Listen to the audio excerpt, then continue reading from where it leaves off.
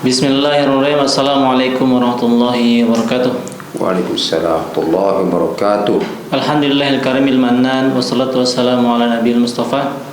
Alhamdulillah, kita lanjutkan podcast kita masih bersama dengan salah satu pembimbing jamaah haji Hidayatullah, Haji Hamudi, yang sudah 11 kali membimbing jamaah haji. Kita insyaallah pada kesempatan ini akan masuk ke pembahasan tentang ihram. Yang pertama tentang persiapan ihram. Pertanyaan pertama, apa saja syarat sah ihram? Baik, alhamdulillah, salatu wassalamu ala Rasulillah wa ala alihi wa sahbihi wa mawala. Amma ba'd. Syarat sahnya ihram, pertama berniat. Ya. Sebelumnya mandi dulu, kemudian tapi itu sunnah ya. Kalau salah-salahnya berpakaian ihram dan melafadzkan niatnya, itu saja sebenarnya. Ada pun sunnah-sunnahnya yang lain itu terperinci nanti dibahas khusus. Kemudian yang kedua, bagaimana niat ihram diucapkan dan apakah perlu diulang jika terlupa? Kan niat ihram itu ketika kita sudah berpakaian ihram dilafadzkan di tempat mikot makani, karena ada dua mikot zamani dan mikot makani. Maksudnya zaman kan waktunya, kalau zaman makan tempatnya, zaman waktunya. Nah, kita berniat di mikot makan, ya. Setelah itu tidak perlu diulang. Ya, baik lupa, tidak akan selalu lupa, karena setelah itu diikuti dengan talbiyah terus menerus sampai tiba di Mekah, sampai melihat Ka'bah baru berhenti talbiyah. Ada yang mengatakan sampai memulai tawaf, tapi itu wilayah khilafiyah, dan insyaallah dua-duanya boleh saja, ada yang mana kita ambil itu. Apakah ada waktu terbaik untuk mengenakan pakaian ihram? Waktu terbaik ketika berada di mikot, mau berniat untuk umrohkah atau untuk haji, itu waktu terbaik. Waktunya kapan ya, nggak ada sebenarnya. Begitu tiba, mau malam kah mau apa kan, segera melakukan persiapan untuk itu, mandi sebelumnya dan seterusnya, motong-motong kuda dan seterusnya, pakai parfum. Setelah itu tidak ada istilah waktu yang tepat. Begitu Anda di mikot dan berniat untuk ihram, baik ihram untuk umroh maupun untuk haji, iya, tidak menengah-engah waktu sebenarnya. Bagaimana tata cara mandi sunnah sebelum ihram? Ya, mandi sunnah ini mandi kayak mandi wajib gitu ya. Dibasahi seluruh badan, sebagaimana mandi besar. Itu saja sebenarnya. Kemudian pertanyaan tentang pakaian ihram. Yang pertama, apa saja ketentuan pakaian ihram bagi pria dan wanita? Ya, kalau pria memakai pakaian 2 lembar di badan, ya, 2 helai pakaian, satu dibentuk kayak sarung, satunya diselempangkan. Tapi nanti untuk khusus pakaian ihram ini, itu nanti ada cara-caranya ketika nanti mau tawaf, bagaimana caranya, lalu ketika berihram itu bagaimana persisnya, hati-hati mulai ya. Karena ihram itu harus diawali dengan niat, itu namanya ihram. Walaupun berpakaian ihram tapi belum berniat, itu belum berihram namanya, baru berpakaian ihram. Jadi sudah berpakaian ihram baru berniat, itu baru namanya berihram atau berniat. Apakah boleh menggunakan pakaian ihram yang sudah digunakan sebelumnya? Ya, tidak ada masalah, yang penting ya tidak kotor, ya, yang penting bersih. Mau sudah dipakai sekian kali tidak masalah, yang penting bersih. Jadi tidak ada bersyarat bahwa harus yang baru. Ya, kalau penjual pakaian ihram, dia akan bilang harus pakai yang baru, karena dia kepentingannya menjual pakaian ihramnya. Tapi persyaratan dari syariat tidak ada bahwa harus yang baru. Yang penting adalah bersih, itu intinya. Bagaimana cara memastikan pakaian ihram tetap rapi selama perjalanan? Ya, ini nanti terkait dengan gelombang satu atau gelombang kedua kan tidak masalah. Jadi kita upayakan memang berpakaian itu di saat memakainya kita jangan sampai memakai yang tidak aman. Kan pakaian ihram itu harus menutup aurat, dijamin aman, karena kalau untuk umroh ya perkiraan masa kita berpakaian umroh itu semenjak berniat. Kalau dari Madinah ya kita maksimal sekali sekitar 10 jam kurang lebih lah begitu ya, sudah selesai ihram, akhirnya sudah bisa ganti pakaian untuk umroh. Adapun untuk haji, dan kan mulai bertanggal 8 dari pakaian ihram nanti berakhir tanggal 10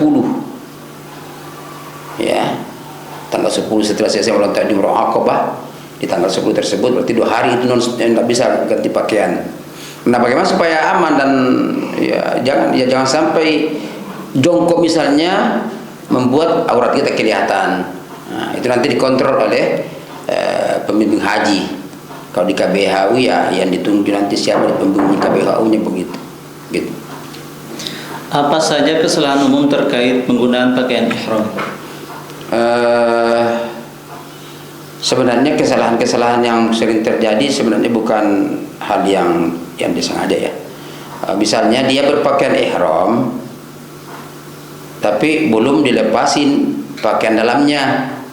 Itu pun sebenarnya ketika berpakaian ihram, apakah mesti harus dilepaskan pakaian dalam? Misalnya ya celana dalam misalnya atau baju dalam. Selama belum berniat, belum mau mulai berniat, maka tidak salah, pakai aja dulu. Ya. Nah, pakai songkok, pakai topi, pakai jaket, sebenarnya masih bisa. Tapi begitu berniat, ya, misalnya mau dari Madinah ke misalnya di Bir Ali atau Dhul Hulaifah, sudah mau berniat, ya udah, tinggal 2 lembar dipakaian di badan gitu. Jangan lebih dari itu. Kemudian tentang larangan ihram. Apa saja larangan selama berada dalam keadaan ihram? Ya, pertama dilarang fala rafatha wala fusuq wala jidala fil haji itu ya. Jangan bercumbu rayu yang membangkitkan rafat dan fusuk ya.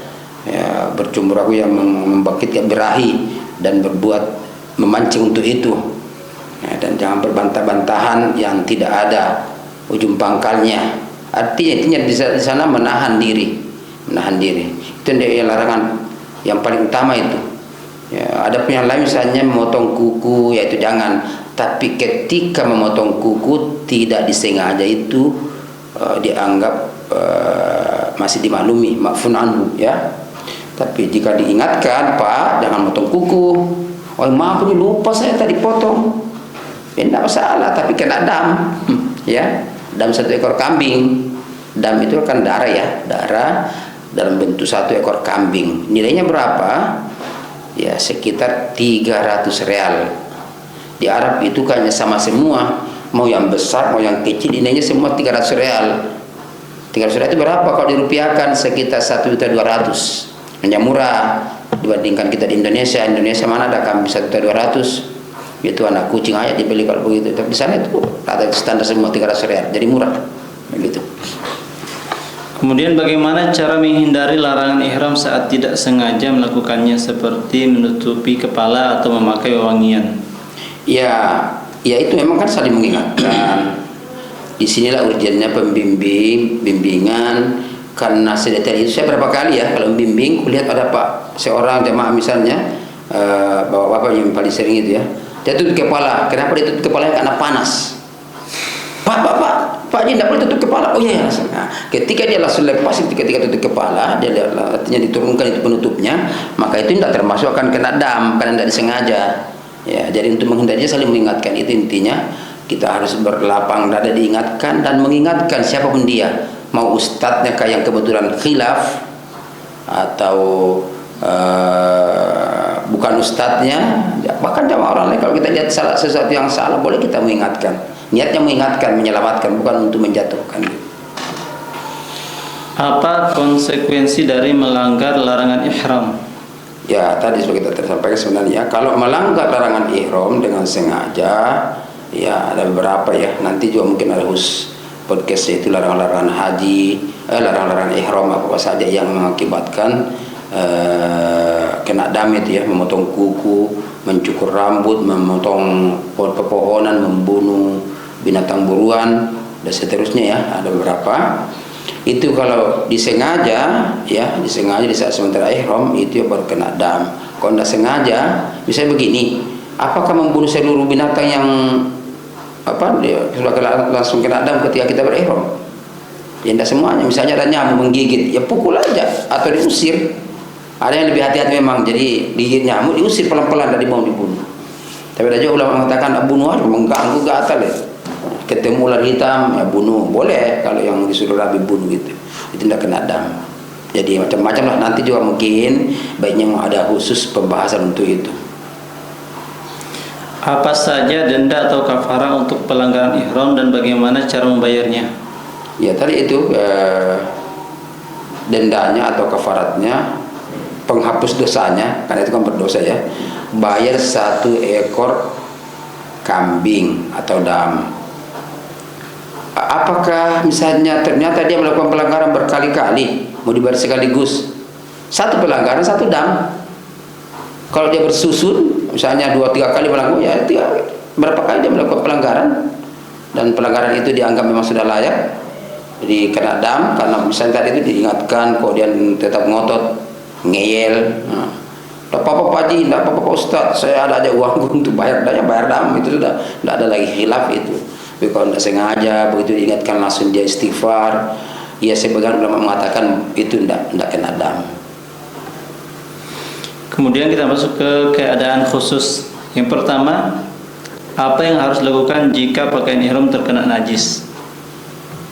Jika pakaian ihram kita terkena najis, batalkah ihram kita? Tidak batal. Cuman nanti kalau pas sholat, itu bisa, jadi bisa diganti. Jadi mengganti pakaian ihram itu boleh, walaupun kondisi berihram, dengan catatan jangan memakai pakaian yang berjahit. Berjahit yang dimaksud adalah yang dimasukkan badan kita, misalnya celana itu kan ketika masukkan kaki, sarung masukkan dalam badan kita, baju berarti masukkan lengan. Tapi kalau misalnya sarung kita jadi selempangkan atau jadikan kayak yang bagian bawaan, misalnya bagian yang kotor, itu bisa, tidak masalah. Jadi bisa diganti gitu. Bagaimana cara jamaah wanita menjaga aurat dalam keadaan ihram? Ya, pakaian wanita ketika berihram, yang pertama tidak boleh memakai cadar ya, tidak boleh memakai cadar. Kalaupun memakai cadar, ada yang membolehkannya, tapi itu pakai kayak topi ya, topi yang ada ininya di depan itu ya, di luar situ lah pakaian anunya menjulur ke bawah, jadi tidak nempel ke dalam wajahnya ya, karena itu tidak boleh. Yang idealnya paling ya buka aja. Saya banyak menyaksikan orang-orang Arab pun mereka buka, tapi dia tidak bergaul dengan laki-laki secara umum. Mereka sendiri berada di kelompok-kelompoknya gitu. Ini orang-orang Arab begitu ya, yang orang-orang yang yang mutalazimah itu ya. Nah, mereka buka cadar, tapi mereka berupaya bergabung dengan kelompok mereka sendiri.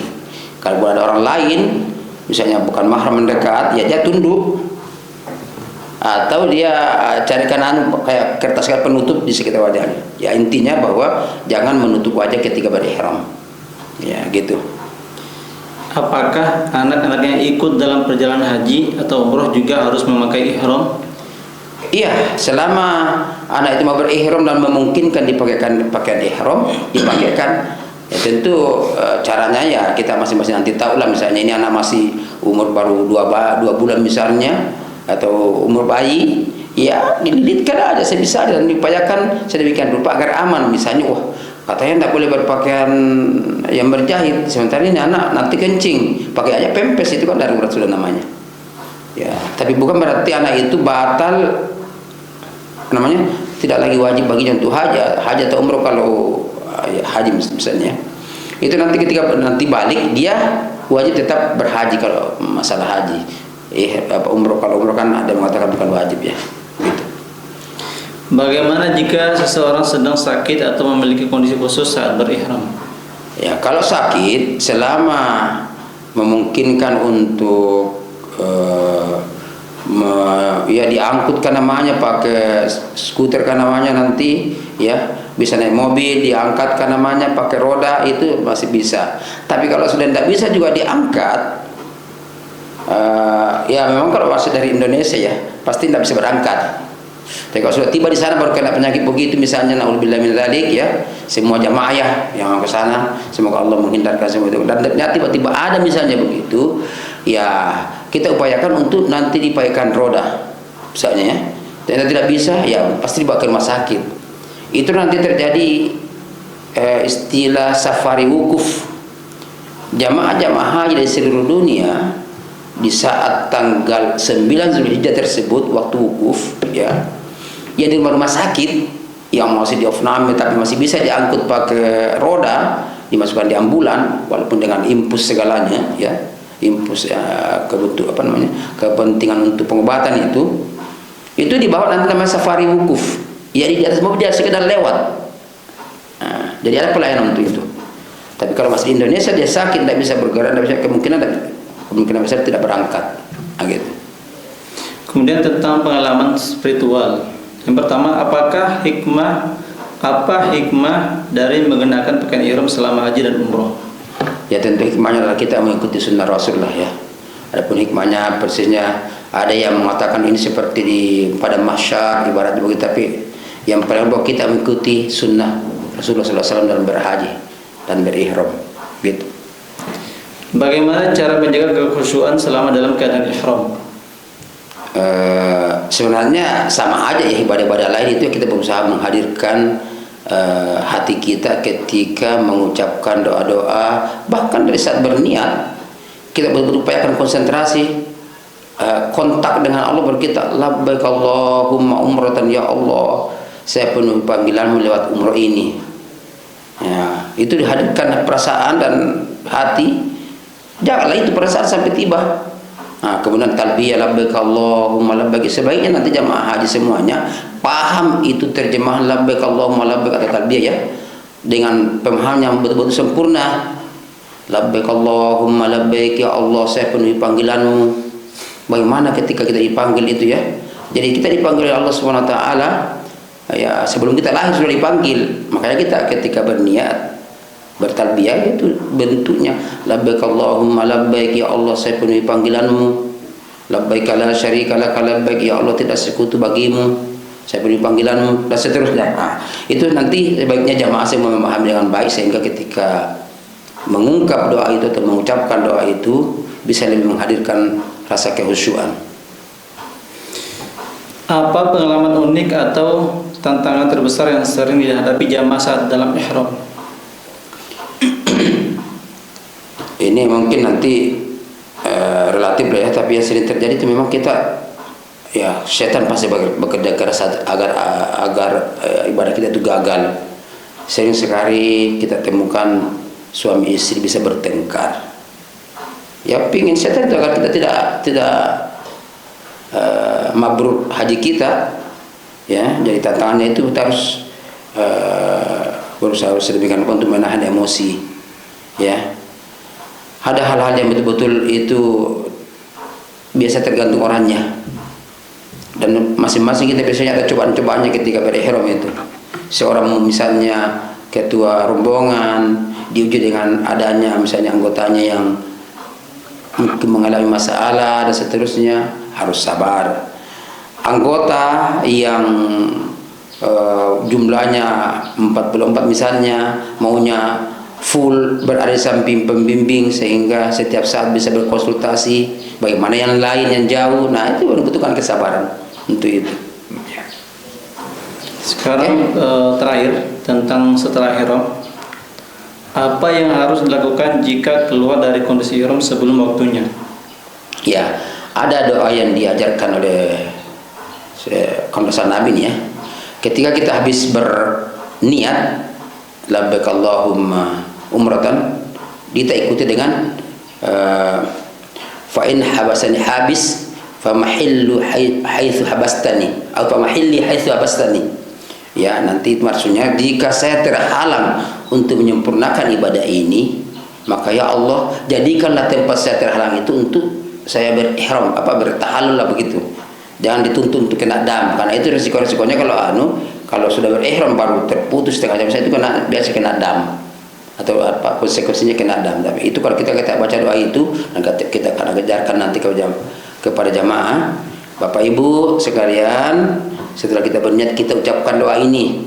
Fa in habasani habis fa wahilli haitsu habastani. Nah, itu nanti kita ajarkan, ada di dalam buku panduan haji dan umroh oleh pemerintah Indonesia sendiri juga ada gitu. Nah, itu ya yang perlu kita ucapkan nanti. Tapi tidak semuanya, biasa orang ini tidak mengungkapkan itu. Ini nanti terutama sekali bagi orang-orang yang memang terasa ada gangguan. Misalnya sakit, dari mulai mau berangkat, waduh kelihatannya. Nah, baca doa itu. Ya.